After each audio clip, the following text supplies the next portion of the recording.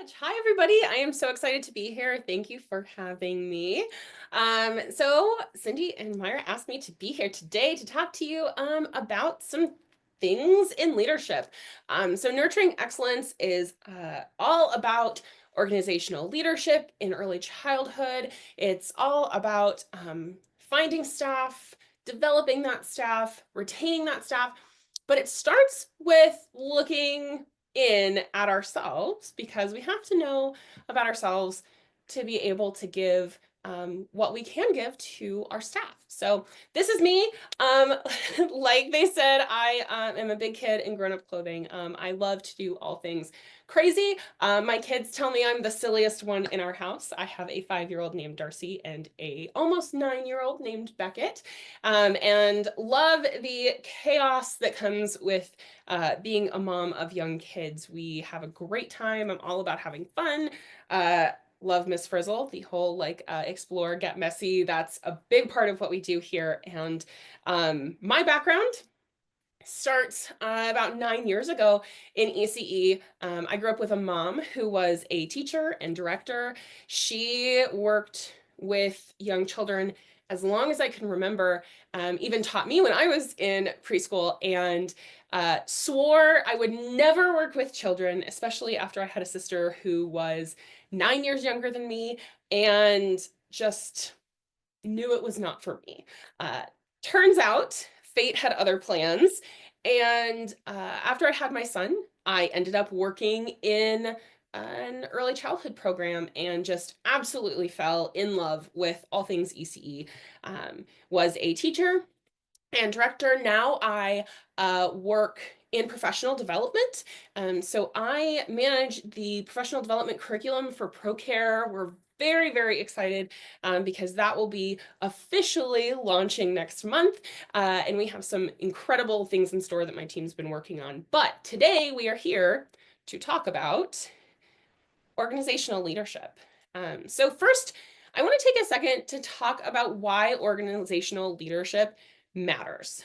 Um, there's a few reasons, but really, it sets the tone for your program, right? We know that tone, we know that culture all starts at the top, that vision, and it is something that as leaders, it's our job to communicate and share with our team to build that morale and that satisfaction. We really want to start with setting that tone.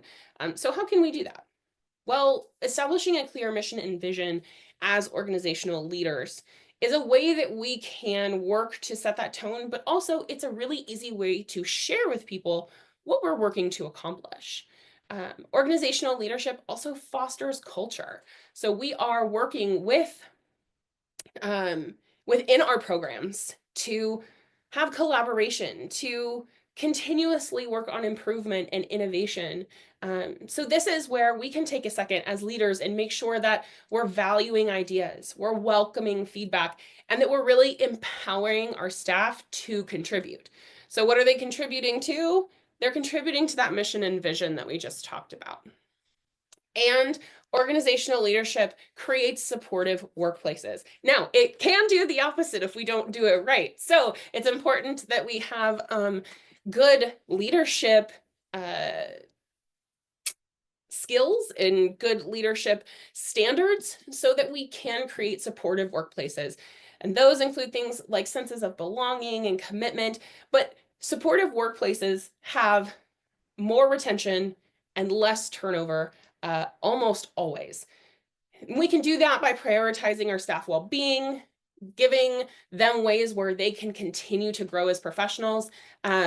And oh my goodness, this is hilarious. Not work-life abalone, work-life balance is what that's supposed to say. And we're going to talk about all of these things in more detail as we go on. But the last piece that I want to talk about here is that organizational leadership can create really positive environments. And in positive environments, people want to stay. They want to be a part of those. They feel safe. They feel nurturing. And then we're creating positive environments for our students too that are developmentally appropriate. And with this, we can make sure that we are in our aligning with our center policies and our best practices. So, why does organizational leadership matter? It inspires and motivates people, our staff, our teachers, to provide high quality care. It provides support and resources. Through organizational leadership, we set expectations and foster a culture of excellence, collaboration, and continuous improvement. And organizational leadership is the driving force behind childcare centers. Now, let's talk about understanding organizational leadership. I always take a second to pause and say organizational leadership in early childhood education is so different than organizational leadership anywhere else. Why? Because early childhood education is complex. We have to think at a very different level and about very different things than people in other fields do. We are balancing day-to-day operations with the well-being of students, families, and staff. We are balancing the development of our student, our families, and our staff. We have unique challenges and unique opportunities as well within ECE that are not found in other fields.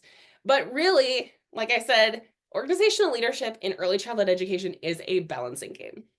If there are any directors out there, anyone who works in admin, I always used to joke that the director's office is just a revolving door, or it might as well be, because it's opening and closing and things are happening and there's always something that's needed. And it's almost never that you find people sitting at a desk doing the same thing for a long period of time, because there's always a need somewhere else. We're always involved in a different way. And that's not something that you see as much in other fields, right? You think a lot about leadership in other fields, and it's very much an office feel, right? Hey, if you need to talk to that person, go see them in their office. But how often as a director are you you are standing up, you are going to where you need to go to address whatever needs to be addressed?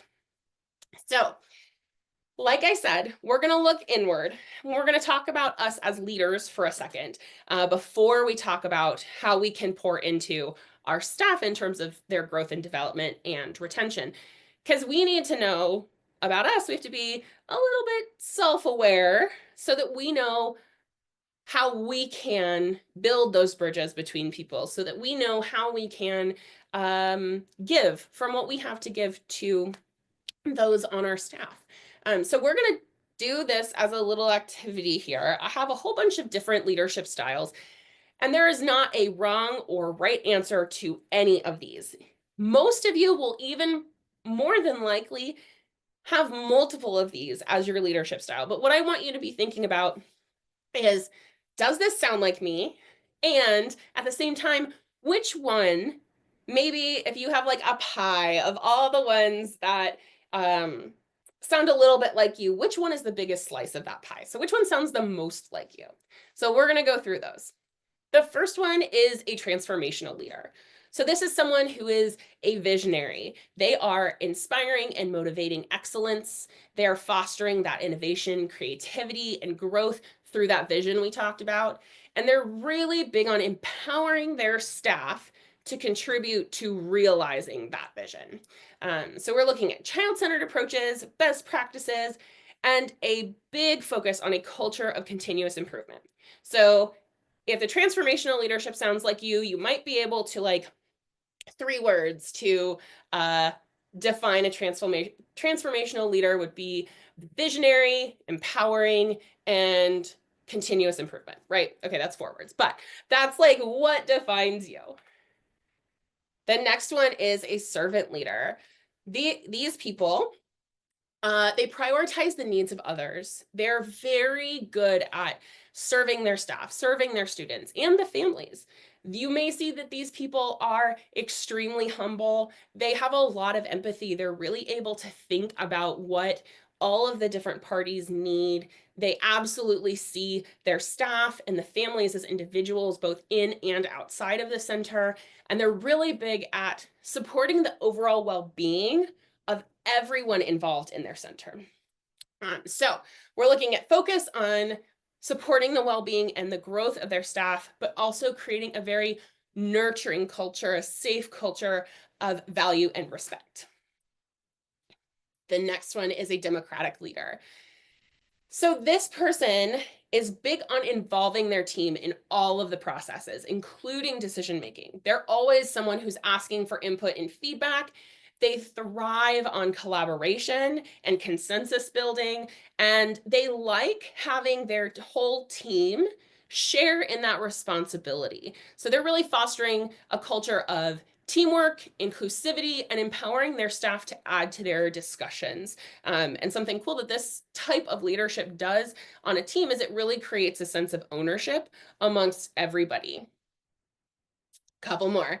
Transactional leaders. So these are people who have specific goals and objectives. They are a little bit more black and white than some of these other styles, rewards and consequences, but they're extremely good at setting clear expectations and then following through on those expectations.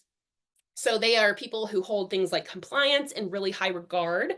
They're big on following the regulations and protocols, and they're great at putting structure and consistency into place. This is laissez-faire leadership. So this is more of a hands-off approach. These leaders really allow their team members to take initiative, their team members to make those decisions. They are providing a lot of resources and a lot of support, but they're really giving their team members the freedom to innovate, problem solve, be creative, and they foster that sense of autonomy and creativity among their staff by empowering them to innovate and create.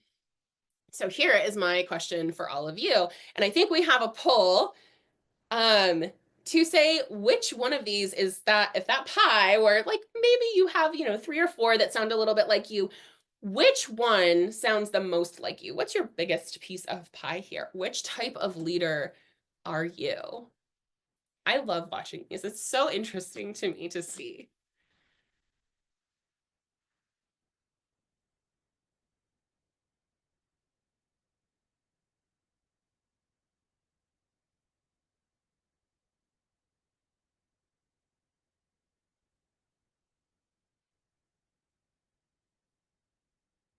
Oh, that was a lot that just came in.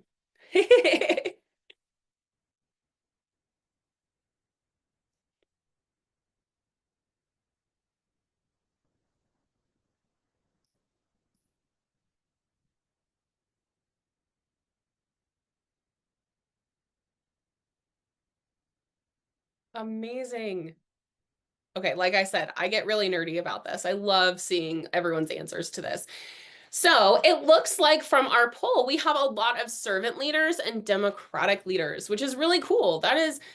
Those are both leadership styles that have fantastic outcomes, right? And honestly, for a lot of us, we're probably most of these, some of the time, a little bit of the time, but we usually have one that we really connect with.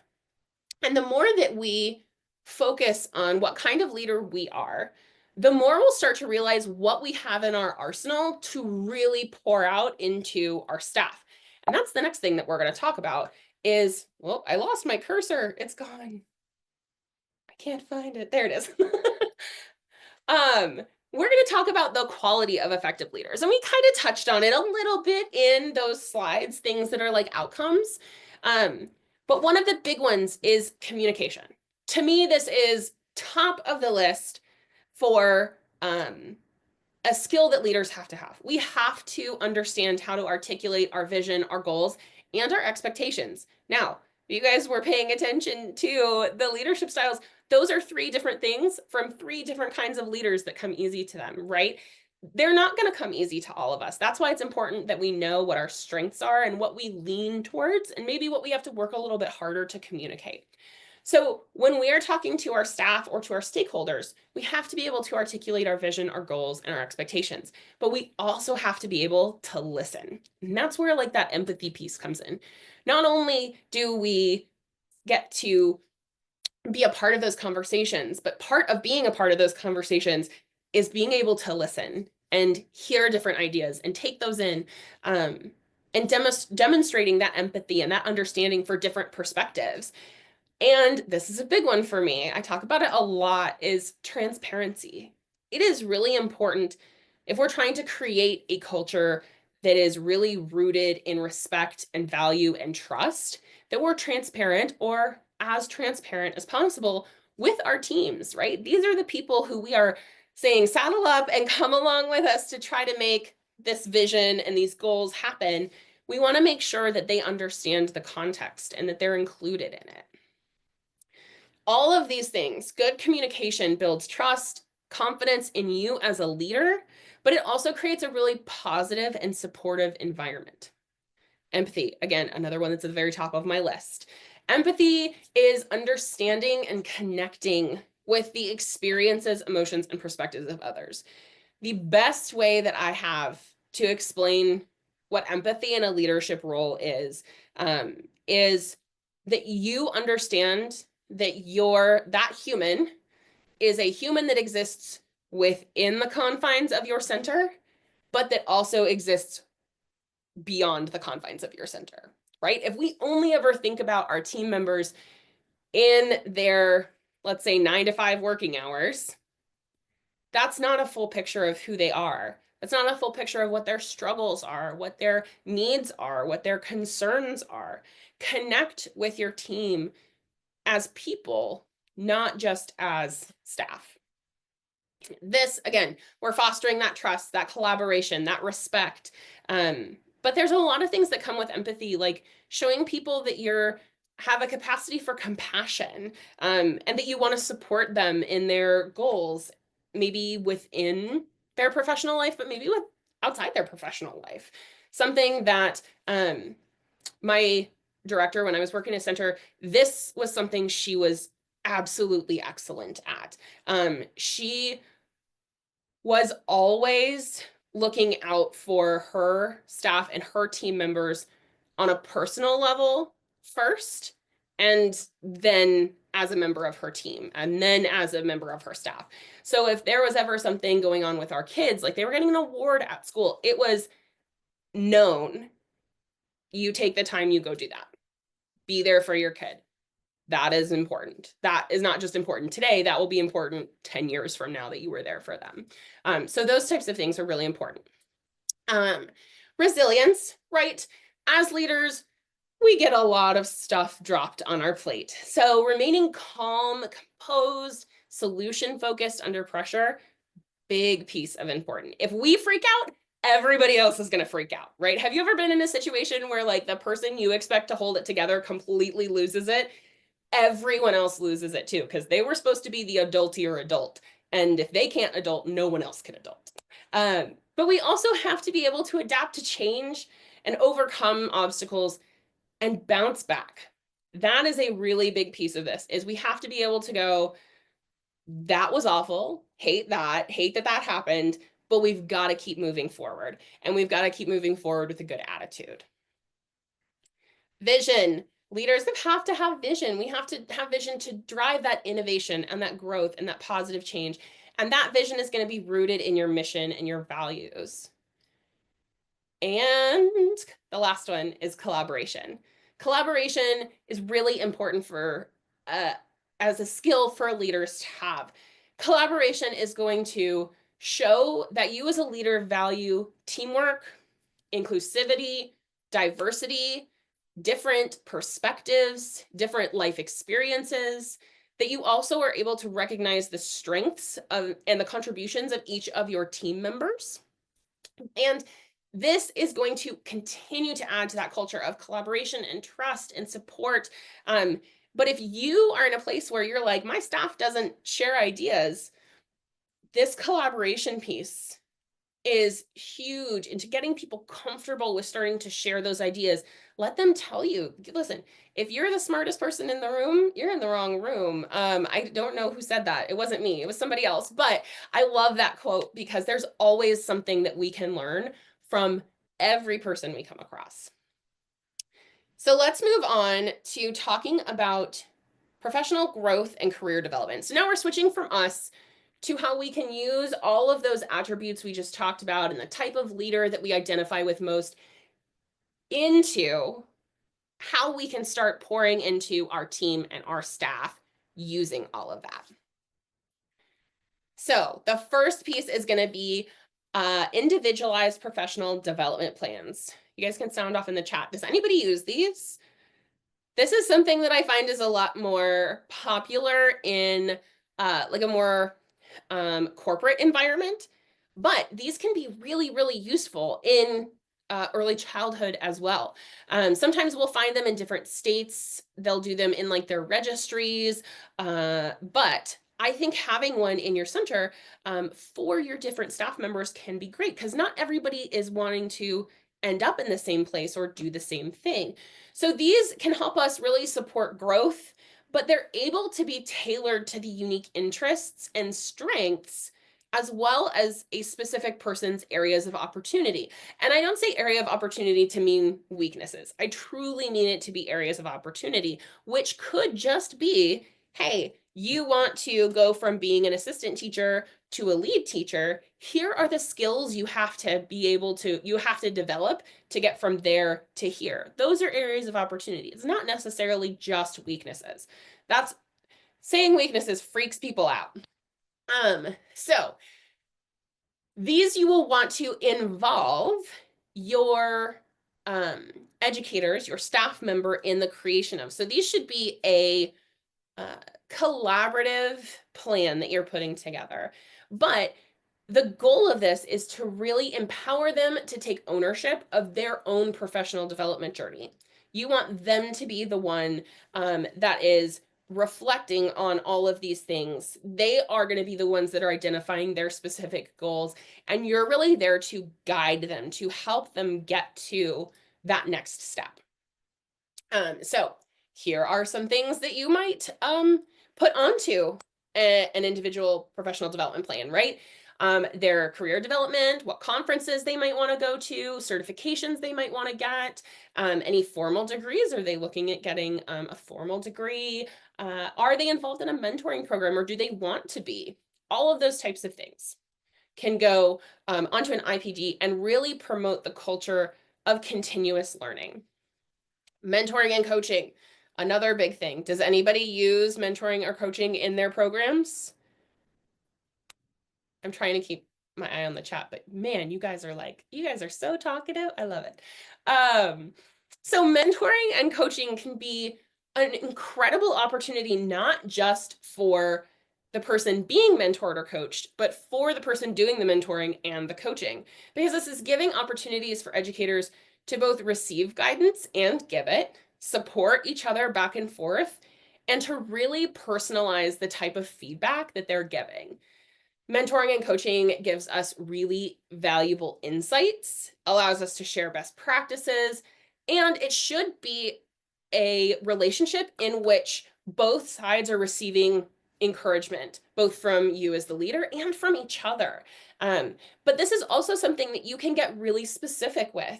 In a mentoring or a coaching program, you can say, hey, I see that this person wants to move from being an infant assistant teacher to an infant lead teacher. And so you're going to have them mentor or coached by someone who is an infant lead teacher or who has been in that role before so that they can give firsthand experiences and help really focus in on the skills needed to do that. Regina, I see you. I love mentoring. I love mentoring too. So these types of programs, the goal of this is to help their educators enhance both their teaching effectiveness and the professional competence. But those things are happening on both sides, right? So you are giving skills to the person being mentored, but you're also giving a new set of skills to the person doing the mentoring. It's like a 2-for-1 deal. Now, I get a lot of questions about what the difference between mentoring and coaching are. So here is a quick rundown on the difference. Mentoring, they're going to be one-on-one meetings. Mentor, mentee together. You're really developing skills and building confidence, and you're talking about those challenges together. It's a collaborative thing. Coaching is going to be more about focusing on an individual skill and the development of that skill, as well as how they're achieving their goals and identifying specific areas for growth. It's a little bit less collaborative, a little bit more one-sided, where the coach is really saying, here is what I want you to work on, and we'll talk about it next time. So through mentoring and coaching, we're really, like I said, 2-for-1 deal, right? We're giving new skills to both sides. Continuing education. Now, I like to talk about continuing education. I'm a little bit biased because that's what I do. That's my job, is continuing education. But at the same time, continuing education is tough. It's very two-sided, right? We have continuing education and educators that want to do continuing education. You have those staff members who are hungry for it. Does anybody have anyone like that who works at their center who's like, okay, I've worked here for 2 weeks and I want to get my CDA and get my director's credential and my bachelor's degree and a master's, and this is what I want to do for the rest of my life. But you also have people who, like, getting the continuing education to happen is like pulling teeth, but we have to do it. It's a piece of our job, right? It's a piece of the field that we work in. So in continuing education, we want to make sure that as leaders, we're exploring a wide range of external training. What is available? We have to know what's available so that we can try to, as best as we can, match up what our team members are looking for with what is going to work best for them. Continuing education should always expand on the knowledge and skills, which means that we have to know what the current knowledge and skills of our team members are.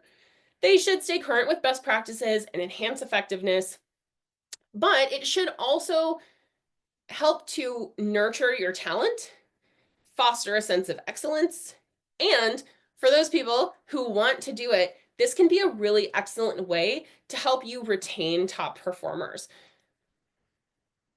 Excuse me, I have the hiccups. I'm going to take a sip of water really quick. um, Continuing education opportunities really can help to foster a culture of continuous learning, but not just like an, we have to do this kind of culture of continuous learning, but one where we recognize how continuing education for us helps us do better for the children in our care and the families of those children. All right, leadership pathways. This is a really interesting one. Does anyone have specific leadership pathways in their center that they work with? I'm interested to see your answers to that question. All right, I'll keep an eye on the chat. Let me know if you have specific leadership pathways that you use. Leadership pathways are a great way to advance careers. Pretty obvious one there.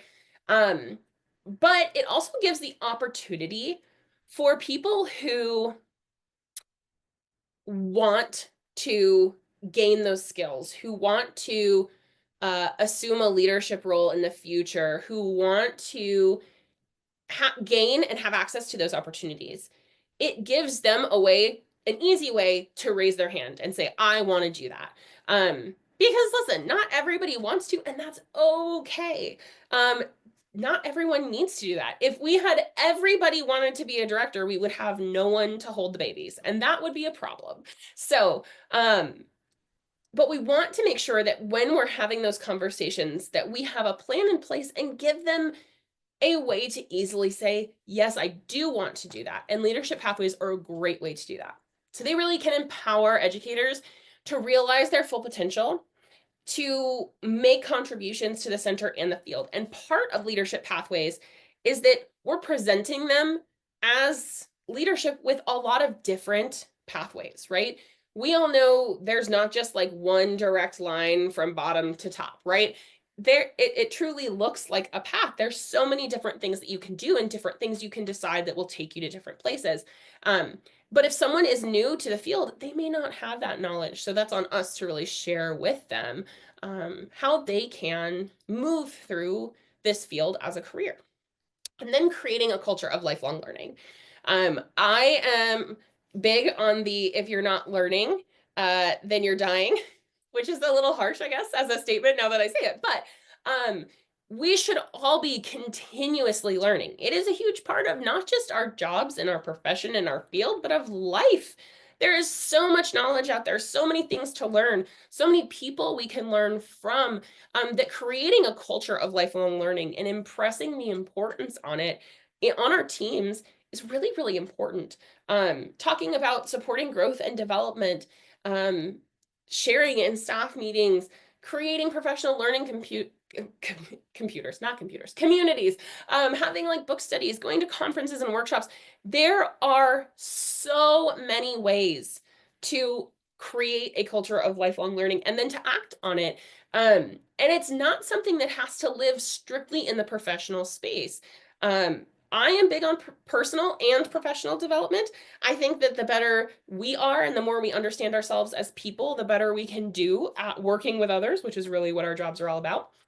So I say go outside the box of just professional development and see what interests your team on a personal level. This can really help to promote a sense of community and creates an environment where everyone benefits from a collaborative and collective wisdom throughout the staff. So we talked about individualized professional development plans. We talked about mentoring and coaching problems, continuing education opportunities, leadership pathways, and creating a culture of lifelong learning. I am going to, for just a second, take a pause. Oh, geez, I made a window huge that I didn't mean to make huge. Um, I'm going to pause here and ask if anyone has any questions because I can get a little too like focused and just keep going, talking forever and ever. Does anyone have any questions? Ooh, excuse me. Hi, Samantha, this is Cindy. Hi, Cindy. I don't have any questions, but I just really uh, loved hearing your thoughts and push for mentoring and coaching. Oh, thank Um, you. in my 36 years of working in operations and being and starting as a teacher in 1980, a 3-hour-a-day preschool teacher, to retiring from my vice president position as the leader of operations in the Southeast. A big missing link is the lead teacher's understanding of their role um, in mentoring and coaching. And you really can't progress with retention until the lead teacher understands their role and accepts the responsibility of the role as both a mentor and a coaching, individual. I mean, I actually wrote a workshop about it. I've never gotten to present it to anybody because I wrote it about a year ago, just thinking that this is, I see it in when we're talking with centers about getting accredited. You have to have that strong leader, and in the infant toddler rooms for sure, every room, but those rooms are, it just seems like it takes a lot more mentoring and coaching in those rooms to get it right. Yeah. Well, I will say one thing that we've heard on the professional development side, and we can see in the chat, tell me if you agree with this. We've heard a lot lately that there is um, a need for more specific infant toddler professional development and training that's really focused on that age group as well. I think that really ties in with what you were saying, Cindy, is that you have to have that strong base of learning and that strong mentorship to come in alongside those newer teachers to really give them the skills that they need. And it is very different in an infant room than it is in a preschool room. So absolutely. And if you have a lot of turnover of teacher assistants in those rooms, but you have a, you're maintaining the lead teacher, you probably have an opportunity to do some coaching and mentoring for that lead teacher. And of course, I see my good friend Regina Miller agreeing with me, and from Wichita, and Miss Regina and I worked together for many years, and she has mentored many people in this industry and now mentors owner operators. So I can tell you that really spoke to me in your presentation as a leader and reminded me of what it took me years to really see and learn. So maybe we can save some of the newer people on the call some pain by sharing that. I Well, also loved what you said about advancing careers, because I was that 3-hour a day preschool teacher that had that opportunity. And it wasn't because I really wanted to advance. I really had no aspirations, but the people that were my directors and district managers actually saw something in me I didn't see in myself. And they kind of drug me into believing that I could. I highly identify with that. The last year that I was teaching, my teaching partner ended up being one of the moms of two students who had gone through our center, and had since graduated and moved on to kindergarten. And I asked her if she would come and be my co-teacher, and she was like, absolutely not. I have no background in teaching at all, whatever. And I was like, trust me, you will be perfect. Just come on, I will teach you what you need to know. And she is incredible, and she's still teaching in the same classroom, and she's doing incredible, wonderful, amazing work. And so, yep, sometimes you just need the right person to like see you and pull you into it, right? And then you get stuck and you're here forever now. Yes, and if any of the rest of you want to share, you can ask questions or share an experience, because this is all about, learning from each other things that we know, have worked, or maybe you're sitting on something that's just, we ought to be adding to this presentation or any presentation we give about leadership. We value your, what you think as providers in the field. Absolutely. I thought it was really interesting. I think it was Regina who said that the infant toddler um, knowledge gets pushed onto the caregiver role, instead of being really like held in the curriculum. And that is a very interesting way to think about it. I have not thought about that before. Um, I know I got um, my little time warning. So I'm going to run through this last bit really quick, but I don't want to miss it. Because this is the part about ways that we can work towards retaining our staff members. And I know that this is a really hard piece of the leadership job in ECE, especially, well, maybe always, but like ever since I've been a part of this, I feel like it's been tough. You have those people who are here for years and years and years, and then you have people who are kind of like transient, moving through different centers or through the field into something else. Um, but I think the most important thing that we can do, to create a culture of retention and of people wanting to stay and be a part of what we create is that we create a positive and inclusive organizational culture. Those really, more than anything, when you look at what people are asking for when they're looking for a job, this is what they're looking for. They want to be in a place that feels positive, that feels like they care about them, and that's inclusive of whether that means who they are or their lifestyle, whether that means what hours they're working. All of those things are included in this. So how do we do that? Communication and collaboration. We've talked about so much in this.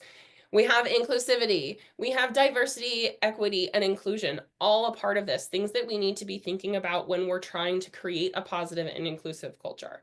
Leadership, that piece, that's on us, right? We have to be able to know what kind of leader we are so that we know, am I a good fit for you? Because here's the thing, we're not going to be a good fit for everybody. I tell my husband all the time, I'm not for everyone. I know that, and that's okay. If I used to have a friend who said, if you're for everyone, then you're for no one. So I used to love that because it's like, just because you can't please everybody or you're not the right fit for every person doesn't mean that there's anything wrong. It just means that you're different types of people. And this really takes, going back to that collaboration piece, you want to see the effort and the commitment both from us, but from the whole team, right? If you come into a new place to work, it's pretty easy to tell like what the vibes are when you walk in, especially in a like a childcare center. When you walk in, you're like, ooh, the vibes are off. Like someone's mad at someone else, someone's having a bad day, or you can tell the complete opposite. You walk into a building and it feels happy and it feels relaxed and it feels welcoming. You want, if you're bringing someone onto your staff, you want that to be what they feel, not like, ooh, bad vibes in this place when they come in for the first time. And that goes beyond just us as leaders. It starts with us, but it's something that our whole team has to be on board with. Recognition and rewards of our staff. Okay, I will tell you, a little bit goes a long way with this. One of the biggest pieces or questions that I get when I talk about this is like, I don't have it in the budget. Totally get it. I came from a small center. We were just one. Our budget was a little wonky. I totally understand. You cannot pay $200 to have a birthday celebration for everybody. That's not what I'm talking about. What I am talking about is doing an employee appreciation event or a peer recognition program. And I will tell you an incredible way to do this that costs $0. And I'm going to brag about my old director again. She had us take like little ripped pieces of paper or sticky notes or whatever we could find, a napkin, it didn't matter.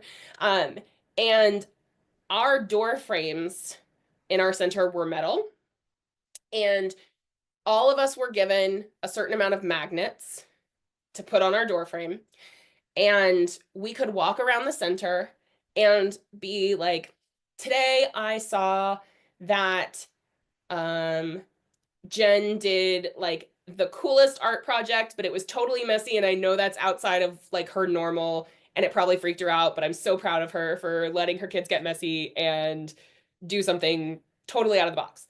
And you would hang it up on their doorframe. So you might go to lunch and then come back and have 5 or 6 notes about something wonderful you did on your doorframe. Like, it cost nothing. The whole team was involved in it. And let me tell you, the feeling of coming back and seeing that one of your peers like saw you do something cool is like the best feeling. So find little ways like that. It doesn't have to be expensive. Professional development opportunities. This is not going to be for everyone. But remember when I talked about that person in your center who's like, me, I want to go to that conference. Me, I want to get my CDA and a director's credential and a master's degree. Find them and give them the opportunity to do those things. Let that be a way that you're able to recognize and reward what they are working on.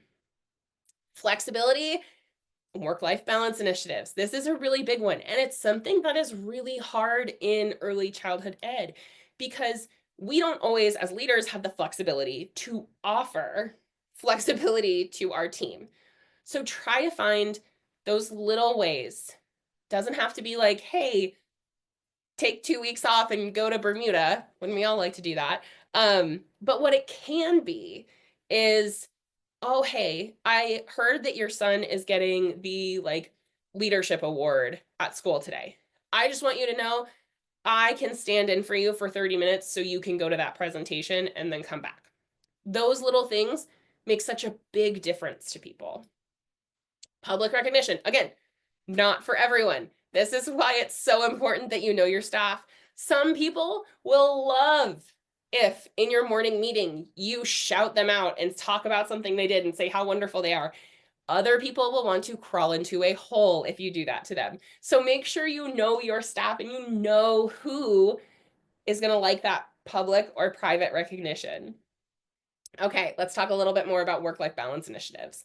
These can be things like flexible work schedules, paid time off, wellness programs, childcare assistance. This can also be things like clear boundaries and expectations. So what does that mean? I think the first 4 are pretty basic. They're pretty understandable. What do I mean by clear boundaries and expectations? Here is what I mean.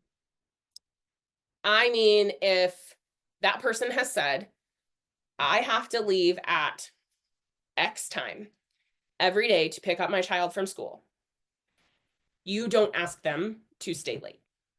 You find someone else to ask to stay late, or you fill in for them for a few minutes, right? We have to make sure that we set clear boundaries and have clear expectations, but we also have to respect that on the part of our team. If they say, I am gone at 5 o'clock every day, and that's the contract they signed, we have to, respect that. However, you can have those conversations with people, right? Like, hey, can you stay for an extra 5 minutes? They say yes, great. If they say no, You have to respect that though. So setting and having clear boundaries and respecting theirs. Here's another one. For all you servant leaders, a lot of you are not going to like this one. This one's tough if you don't like conflict. Addressing challenges and concerns proactively. How many of you have ever had a challenge between two team members in your center? Like everybody, right? The best thing we can do to address this proactively is to keep open communication. We can educate ourselves as leaders on conflict resolution mechanisms. So how can we work to help resolve conflict between many different parties, many different stakeholders? And that's where the professional development opportunity of this comes in, right? We can have employee assistance programs. And this is another one that I get a lot of pushback on. Feedback and evaluation. Okay, everybody take a deep breath and blow it out. Feedback is a good thing. We need feedback. We want feedback. How do we do this? We do regular performance evaluations, not just for your staff, for you. You also should be getting performance evaluations from your staff. We ask for their opinions and we ask for their feedback. Now, this is like, remember that like quality of a leader, resilience? This is where that comes in. It's hard to hear feedback sometimes, but it is absolutely essential as a leader to have people giving you feedback. We identify challenges or areas of opportunity through feedback. That's how we know what those things are doing. And this gives us a way to involve staff in the decision-making process. Okay, we're like right at time. So how do we take all of this, which is a lot, I kind of info dumped on you guys. How do we take it and we put it into action? One of the things, hold on, I'm gonna skip the let's review because I don't want to go over time. Ready? Super fast. Oh, there it is. And I think Mariah put it in the chat as well. If you scan the QR code, it will take you to an action plan that I developed. It's just like a simple action plan. You can use it for anything, but it is a step-by-step way that you can take what we talked about today, create some goals, and start putting them into action. And this is when I have like an initiative or a goal that I want to reach, especially surrounding my team. I love to use this action plan and put it together because it gives me like that step by step, how am I going to do this? How am I going to make sure it's working type of things. So Mariah, I will turn it over to you because that is all I have for you guys. Thank you for being here and thank you so much for having me. Absolutely. Thank you so much for being here. I believe that Cindy has a few things that she'd like to say to close us out. But before I hand it off to her, for everyone who is here, as soon as we are done with today's session, the post-viewing survey will pop up. So if you would like a continuing education certificate after today's session, please fill out that survey. It will automatically spit one out at you. It comes from an issuing supplier called Certifium, so they will just spit that certificate back at you. But again, you have to complete that survey, and we'll also follow up with the recording and some goodies from Procare, as well as the survey for those who already hopped off the call. But that being said, I will hand it off to Cindy to close us out. Well, as always, it's been great to have all of you attend. We would love to have some of your ideas presented to us on what you would like to hear more about. I've put my email address in the chat and my phone number. I am always open to talking with providers, that need to brainstorm, collaborate, or to give us some advice on what we could do to better support you in your training needs or in your advocacy needs. And that's really all I have to say. You should be getting a newsletter from us pretty shortly if you're a member of the NCCA. And it's always full of good information, especially about things that are potentially affecting our funding or parents' ability to pay, for their childcare. We're looking for ways to have government at the state and federal level to support that. And we need your help. So sign up for NCCA. It's only $30 a year for an individual, or $100 a year for a center. And then all of the center's employees are members as well. So take care, and we appreciate all you're doing out there. We know that the times are tough, so thanks for hanging in there. And thank you, Samantha, for bringing some new things to us and reminding some of us of things we may have forgotten that we need to bring back. Absolutely. Absolutely. Thank you again for having me, Cindy. It was wonderful to be here.